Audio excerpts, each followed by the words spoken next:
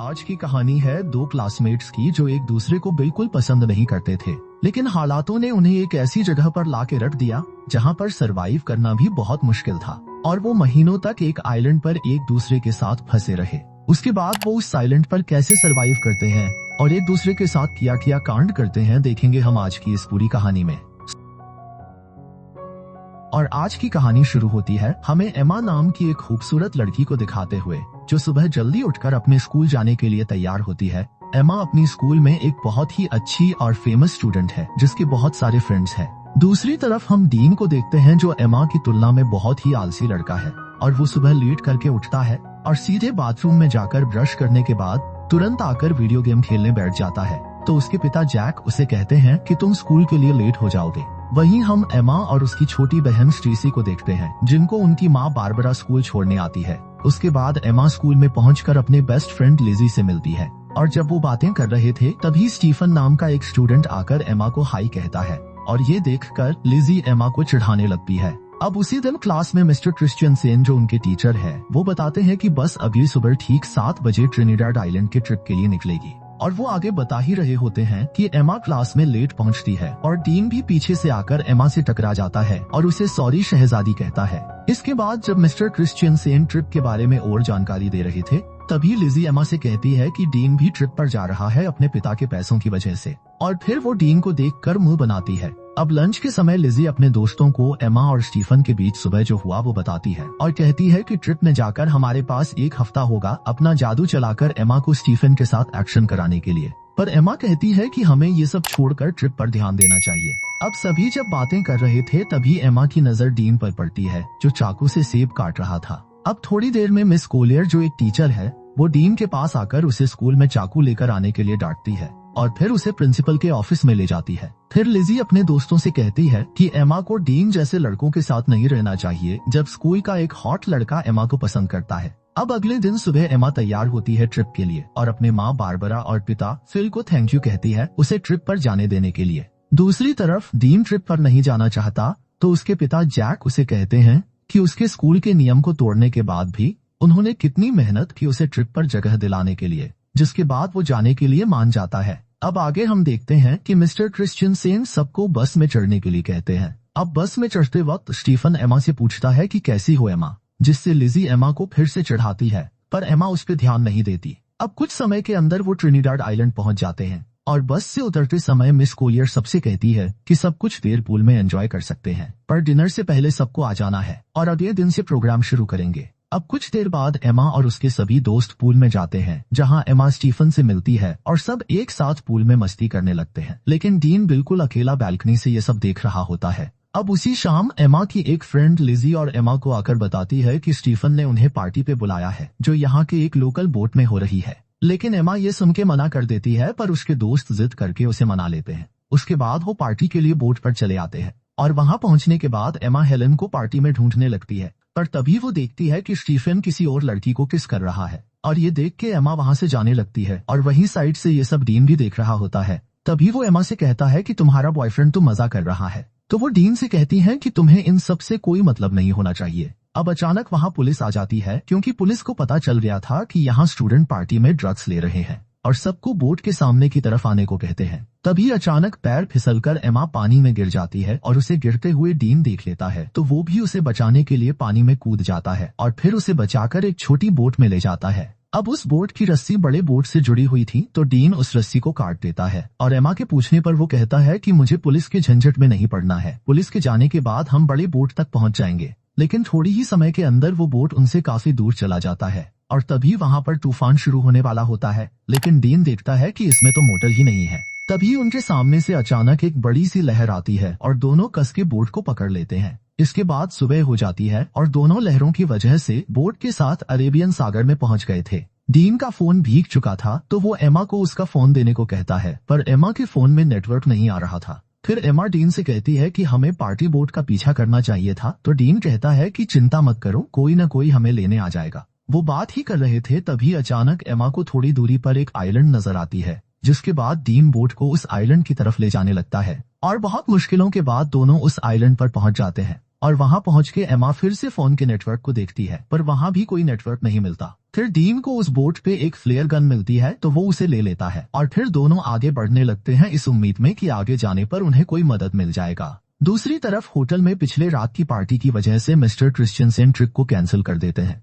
तभी लिजी miss Collier से कहती हैं कि एमा होटल वापस नहीं आई है और उसे लगा कि शायद एमा कल रात किसी और के साथ थी, इसलिए उसने किसी को नहीं बताया। और वो बताती है कि उसने एमा को आखिरी बार पार्टी बोट पर देखा था। इसके बाद मिस्टर क्रिश्चियनसेन सबकी अटेंडेंस लेते हैं तो उन्हें पता चलता है कि डीन भी यहाँ मौजूद नहीं है। अब इससे इनको पता चल जाता है कि डीन और एमा दोनों ग्रुप से मिसिंग है। उसके बाद पुलिस आकर एमा के दोस्तों से पूछताछ करते हैं तो मिस कोलियर पुलिस से पूछती है कि क्या उन्हें ढूंढने का कोई तरीका है। तो पुलिस कहते हैं कि ऐसे केस अक्सर होते रहते हैं, शायद वो खुद से ही वापस आ जाए, लेकिन अगर वो समुद्र में कहीं फंस गए हो तो दोनों को ढूंढना थोड़ा मुश्किल हो सकता है। और ये बात जब डीन के पिता को पता लगता है कि उनका बेटा खो गया है तो ये सुनकर वो तुरंत स्कूल जाते हैं और वहाँ एमा की माँ बारबरा से मिलते हैं। और उसी समय फिल भी वहाँ आ जाता है और यहाँ सब परेशान होकर प्रिंसिपल से दोनों बच्चों के खोने के बारे में पूछने लगते हैं, पर प्रिंसिपल ठीक से कोई जवाब नहीं दे पाते, जिसके बाद वो तीनों वहाँ से चले जाते हैं। वहीं एमा और डीन आगे बढ़ रहे थे और कुछ दूर चलने के बाद उन्हें जंगल के अंदर एक खूबसूरत वाटरफॉल दिखाई देता है। डीन को ये बहुत अच्छा लगता है तो वो एमा को उसका एक तस्वीर लेने के लिए कहता है, पर एमा उसे मना कर देती है। वो कहती है कि हम यहाँ फंसे हुए हैं और तुम्हें यहाँ अच्छा लग रहा है। मुझे इस ट्रिप में प्रोजेक्ट के लिए अच्छे मार्क चाहिए थे, मुझे आगे प्रिंसटन यूनिवर्सिटी में पढ़ना है। अगर हम जल्द से जल्द यहाँ से नहीं निकल पाए तो सब बर्बाद हो जाएगा। इसके बाद वो आगे बढ़ते हैं और कुछ घंटे बाद वो दोनों इस आइलैंड के बिल्कुल किनारे पे आ जाते हैं, पर अब तक यहाँ उन्हें ना कोई रास्ता मिला था और ना ही कोई मदद। ये देख के वो वापस बोट की तरफ जाने का सोचते हैं। उसके बाद वो दोनों वापस बोट की तरफ जाते हैं और जाकर देखते हैं कि किनारे में उनकी बोट नहीं है। समुद्र की लहर बोट को कहीं ले गया था और अब सिर्फ उन्हें वहाँ एक लाइफ जैकेट मिलता है। फिर आगे हम देखते हैं कि वो पूरा दिन चलते चलते थक चुके थे और सूरज भी डूब जाता है। इसके बाद डीन आग जलाता है और दोनों यहीं पर आज रात रुकने का फैसला करते हैं। डीन देखता है कि एमा को ठंड लग रही है तो वो एमा को अपनी शर्ट उतार कर दे देता है। फिर दोनों बातें करने लगते हैं कि कल तक शायद हमारे पेरेंट्स हमें ढूंढ कर निकाल लेंगे। अब आगे हम देखते हैं कि सुबह हो जाती है और डीन जागकर देखता है कि एमा यहाँ नहीं है, तो वो उसे ढूंढते हुए जाकर देखता है कि एमा समुद्र के किनारे पर SOS लिख रही है। तो वो पूछता है कि तुम क्या कर रही हो, तो वो कहती है जान बचाने की कोशिश कर रही हूँ और हमें पीने के लिए पानी ढूंढना होगा। उसके बाद डीन स्विमिंग करने चला जाता है और एमा उसे देखने लगती है। दूसरी तरफ होटल में मिस्टर क्रिश्चियनसेन एमा और डीन के बारे में उनके पेरेंट्स को बताते हैं कि पुलिस उन्हें ढूंढ रहे हैं और पुलिस को एक छोटी बोट मिली है जिस पर शायद वो दोनों थे। फिर जैक कहते हैं कि अगर पुलिस कुछ कर नहीं पा रही है तो हम किसी प्राइवेट रेस्क्यू टीम को काम पर लगा सकते हैं, पर मिस्टर क्रिश्चियनसेन कहते हैं कि पुलिस अपना काम अच्छे से कर रही है और वो जल्द से जल्द बच्चों को ढूंढ निकाल लेंगे। वहीं हम देखते हैं कि एमा पीने के लिए पानी ले रही है, तभी उसे अजीब सा कुछ महसूस होने लगता है। उसे लग रहा होता है कि उसके आसपास कोई है और उसे देख रहा है, तो वो घबराकर वहां से चली आती है। इसके बाद दोनों मिलकर धूप से बचने के लिए पत्तों से एक छोटी सी झोपड़ी तैयार करते हैं और थोड़ी देर बाद एमा समुद्र के किनारे बड़ा करके SOS लिखती है ताकि रेस्क्यू टीम अगर यहाँ से गुजरे तो वो उन्हें मिल जाए। फिर दोनों को जो भी इस आइलैंड पे खाने लायक मिलता है वो ढूंढ के खाने लगते हैं और डीन को केले का एक पेड़ मिलता है तो वो तोड़ के दोनों पेट भर के खाते हैं। अब इस आइलैंड में गर्मी बहुत होती है और एमा फुल पैंट नहीं पहन सकती और वो पैंटी पहनकर भी नहीं रह सकती, तो वो अपनी फुल पैंट को काट के शॉर्ट कर लेती है। इसके बाद एमा देखती है कि डीन उस झोपड़ी में आकर सो रहा है, तो वो भी उसके पास आकर सो जाती है। तभी अचानक डीन एमा की तरफ मुड़ता है और उस पर हाथ रख देता है, पर एमा को ये अच्छा लगता है और वो कुछ नहीं कहती। फिर अगले दिन जब एमा वाटरफॉल में नहा रही होती है तब डीन आकर उससे सनस्क्रीन मांगता है, तो एमा डीन को कहती है कि मैं यहाँ नहा रही हूँ, तुम दूसरी तरफ जाओ। तो डीन कहता है कि तुम ही ने तो मुझे यहाँ पहरेदारी करने के लिए कहा है। ये सुन के एमा कहती है कि इस आइलैंड में कोई और भी है, इसलिए मैंने कहा था। उधर होटल में बारबरा एमा को लेकर बहुत परेशान थी और न्यूज में ये बताया जा रहा था कि एमा और डीन के गायब होने की केस अब ऑफिशियल हो गई है और अब पुलिस को लगता है कि वो दोनों मर चुके हैं और अब वो उनकी लाश ढूंढ रहे हैं। और फिल तैयार हो रहा था घर जाने के लिए क्योंकि एमा की छोटी बहन स्टेसी घर में अकेली है, पर बारबरा अभी भी घबराई हुई है। तो फिल बारबरा से कहता है कि एमा मिल जाएगी और ये कह के वो उसे गले लगा लेता है। जिसके बाद अगले दिन जैक बारबरा के साथ हेलीकॉप्टर लेकर एमा और डीन को ढूंढने निकल पड़ता है और वही आइलैंड में थोड़ी देर के बाद रात होने वाली है। और एमा डीन को बता रही होती है कि वो अपने परिवार को बहुत याद कर रही है।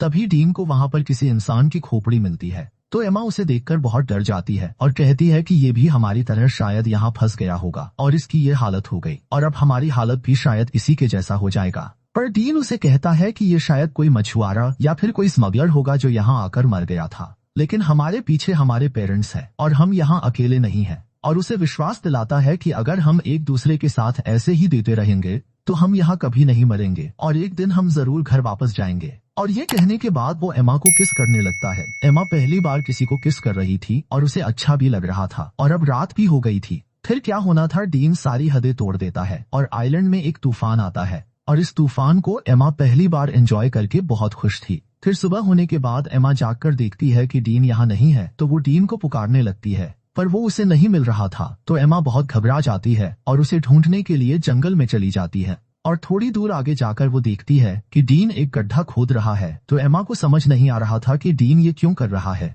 तभी अचानक एमा गिर जाती है और उसे घुटने पर चोट लग जाती है, जिसके बाद डीन तुरंत उसकी चोट को ठीक करने लगता है और उसे कहता है कि तुम्हें कुछ नहीं होगा। फिर वो दोनों वाटरफॉल में नहाने लगते हैं और यहाँ डीन एमा को बताता है कि उसकी माँ एक कार एक्सीडेंट में मर गई थी और एमा उसकी बातों को अच्छे से सुनने लगती है। फिर थोड़ी देर बाद वहाँ बारिश होने लगती है और डीन उसमें मस्ती करने लगता है और एमा उसे देखकर खुश हो रही होती है, जिसके बाद दोनों बारिश में डांस करने लगते हैं और डीन एमा के बालों में एक फूल लगा देता है। अब एमा डीन से कहती है कि मुझे फिर से तूफान के मजे लेने हैं। फिर डीन एक बार फिर से तूफान लाने की तैयारी शुरू कर देता है। वहीं अब न्यूज में बताया जाता है कि एमा और डीन के लापता होने की 1 महीना गुजर चुका है और पुलिस को लगता है वो अब जिंदा नहीं रहे, इसलिए पुलिस ने उन्हें ऑफिशियली ढूंढना बंद कर दिया है। पर एमा के दोस्त को अभी भी लग रहा है कि एमा और डीन अभी भी जिंदा है और बारबरा को भी वैसा ही लगता है और वो जैक के साथ हेलीकॉप्टर लेके अपनी बेटी एमा को ढूंढने फिर से चली जाती है और उन दोनों को अच्छे से ढूंढने के लिए सबको पर्ची बांट रहे होते हैं जिन पे एमा और डीन के बारे में जानकारी दी हुई थी।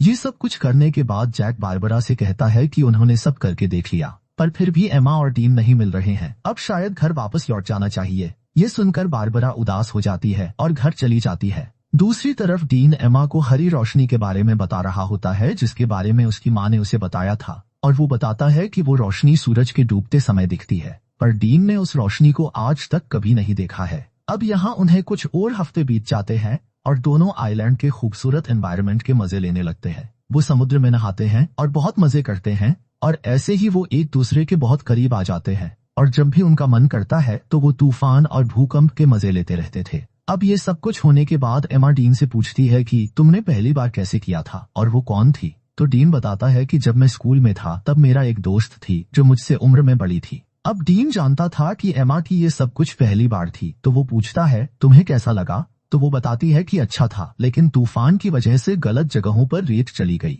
इसके बाद एमा कहती है कि मुझे और एक्सपीरियंस करनी है, तो डीन कहता है कि ठीक है। अब आगे हम देखते हैं कि दोनों जंगल में जाते हैं कुछ फल लाने के लिए और डीन थोड़ी आगे जाकर फल तोड़ने लगता है। तभी अचानक उन्हें एक प्लेन की आवाज सुनाई देती है, तो दोनों खुली जगह की तरफ भागने लगते हैं और डीन जल्दी से आकर उस प्लेन को सिग्नल देने के लिए एमा की बैग में फ्लेयर गन ढूंढने लगता है, पर उसे वो नहीं मिलती। लेकिन तब तक वो प्लेन उनसे बहुत दूर चली जाती है। फिर एमा फिर से उस फ्लेयर गन को ढूंढने लगती है, पर उसे भी नहीं मिलती। तो एमा को लगता है कि उस आइलैंड पर कोई और भी है जो उनके चीजें चुरा रहा है। फिर आगे हम देखते हैं कि कुछ दिन और बीत गए हैं, पर उनके ऊपर से अब तक सिर्फ एक ही प्लेन गुजरा है और कोई भी उन्हें बचाने नहीं आया है। दोनों झोपड़ी में बैठ के बात करने लगते हैं कि उन्हें अब घर वापस जाने की उम्मीद छोड़ देनी चाहिए और यहाँ जंगल में पूरी तरह एक दूसरे के साथ बिताने का फैसला कर लेना चाहिए। तभी अचानक डीन को किसी जानवर की आवाज आती है, तो डीन जंगल में जाता है उस जानवर को ढूंढने के लिए। तो एमा को डीन की चिंता होने लगती है, तो वो भी उसके पीछे चली जाती है और वही डीन जैसे ही थोड़ा आगे जाकर देखता है तो वहाँ एक ब्लैक पैंथर होता है, जिसे देखते ही वो भागने लगता है और भागते भागते काफी दूर जाने के बाद वो अचानक जमीन पे गिर जाता है। और एमा भागती हुई जब डीन के पास पहुँचती है तो वो देखती है कि डीन के पास खून से लथपथ एक चाकू है और उसने एक ब्लैक पैंथर को मार दिया है। फिर आगे हम देखते हैं कि एमा और डीन के सभी दोस्त और पेरेंट्स उनके बिना ही अपनी जिंदगी की शुरुआत कर लेते हैं और यहाँ एमा और डीन ने भी आइलैंड पर जीना सीख लिया है और इधर ही अपनी जिंदगी गुजारने का फैसला कर लिया है, क्योंकि उन्हें जो उम्मीद थी कि उन्हें कोई बचाने आएगा वो भी अब खत्म हो चुकी थी। उन्होंने शिकार करना भी सीख लिया है और यहाँ पर झोपड़ी बनाकर रहते हैं और सभी उम्मीदें छोड़कर खुशी से एक दूसरे के साथ देते हुए दिन गुजारने लगते हैं। फिर एक दिन एमा उल्टियां करने लगती है तो डीन ये देखकर उसे पूछता है कि क्या तुम प्रेग्नेंट हो? तो एमा कहती है कि नहीं, उल्टियां बस ऐसे ही हो गई हैं। इसके बाद एमा अच्छा महसूस करने के लिए डीन के साथ लेट जाती है, पर जब वो दोनों बात कर रहे होते हैं तभी एमा की खोई हुई चीजें ऊपर से गिरने लगती है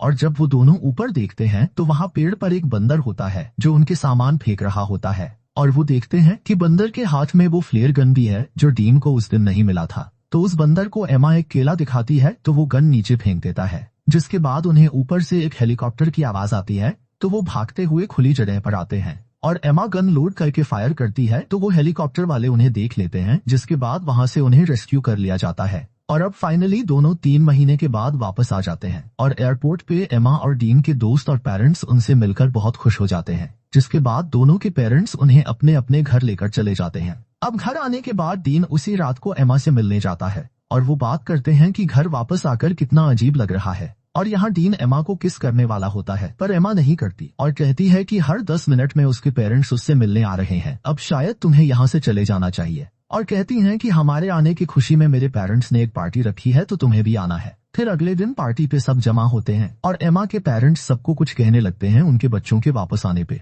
इसके बाद स्टेसी डीन से पूछती है कि तुम सबके साथ क्यों नहीं हो? तो डीन कहता है कि मुझे सबसे घुलना मिलना अच्छा नहीं लगता। इसके बाद डीन एमा को उसके साथ आने के लिए इशारा करता है पर एमा नहीं आती और उसे अनदेखा कर देती है और ये देखकर डीन पार्टी से चला जाता है। इसके बाद सभी चीजें पहले की तरह हो जाती हैं और एमा आइलैंड से वापस आने पर वो बहुत फेमस हो जाती है, पर डीन अभी भी अकेला ही रहता है और जब भी एमा और डीन एक दूसरे के पास से गुजरते हैं तो वो बस एक दूसरे की तरफ ही देखते हैं। फिर कुछ दिन बाद एमा डीन को कॉल करती है पर डीन कॉल नहीं उठाता। उसके बाद हम देखते हैं कि एमा के रूम में स्टेसी जाती है और उसे कहती है कि तुम्हारे लापता हो जाने के बाद हमने तुम्हें बहुत मिस किया और मॉम डैड भी बहुत परेशान थे। हमने तो सोच लिया था कि शायद हमने तुम्हें बिल्कुल खो दिया है, लेकिन आज हम सब अच्छे से एक साथ हैं और बहुत खुश है। फिर एमा स्टेसी से कहती है कि तुम मेरी बहुत अच्छी बहन हो और फिर वो दोनों एक साथ प्रॉम पार्टी में जाने का डिसाइड करते हैं। दूसरी ओर हम डीन को देखते हैं जो अपनी माँ के कब्र पर जाता है और अपनी माँ को मिस करते हुए बहुत रोता है। अब प्रॉम पार्टी की रात डीन टीवी देख रहा होता है तो उसके पिता उसे पूछते हैं कि क्या पार्टी में तुम मेरे कोट पहनकर जाना चाहोगे? दूसरी तरफ एमा पार्टी में अपनी बहन के साथ पहुंच गई थी, जिसके बाद लिजी उसके पास आती है और एमा को एक सरप्राइज देने के लिए आगे ले जाने लगती है और तभी एमा देखती है कि बाहर बारिश में डीन कोट पहन के खड़ा है और एमा का इंतजार कर रहा है। ये देखकर एमा आइलैंड की वो सब कुछ याद करने लगती है। इसके बाद पार्टी से बाहर आकर एमा डीन के पास जाती है और यहाँ दोनों बहुत खुश होते हैं और किस करने लगते हैं और इसी सीन के साथ ये कहानी यहीं पर खत्म हो जाती है।